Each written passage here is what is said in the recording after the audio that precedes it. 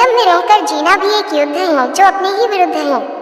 संयम का अर्थ है अपनी इच्छाओं, भावनाओं और प्रवृत्तियों पर नियंत्रण रखना। यह एक आंतरिक युद्ध की तरह होता है जहां हमें अपने मन और इंद्रियों को अनुशासन में रखना पड़ता है। ये युद्ध बाहरी शत्रु के विरुद्ध नहीं, बल्कि स्वयं के भीतर चलने वाली इच्छाओं और प्रलोभनों के विरुद्ध होता है। जब कोई व्यक्ति संयमित जीवन जीता है तो उसे कई प्रकार के आकर्षणों और इच्छाओं से संघर्ष करना पड़ता है। उदाहरण के लिए, यदि कोई व्यक्ति स्वस्थ रहना चाहता है तो उसे अनियंत्रित खाने पीने की लालसा को रोकना होगा।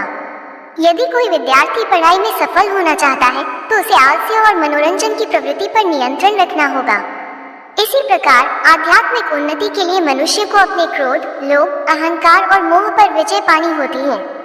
यह एक निरंतर चलने वाला संघर्ष है जिसमें मनुष्य को अपने ही भीतर मौजूद कमजोरियों से लड़ना पड़ता है।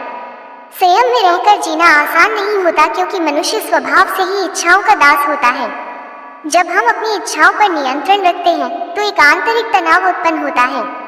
ये तनाव हमें तोड़ भी सकता है या हमें और अधिक सशक्त भी बना सकता है। यदि हम संयम को मजबूरी समझकर अपनाते हैं तो ये कष्टदायक हो सकता है, लेकिन यदि हम इसे आत्मविकास और आत्मनियंत्रण का साधन मानते हैं तो ये हमें आत्मबल प्रदान करता है।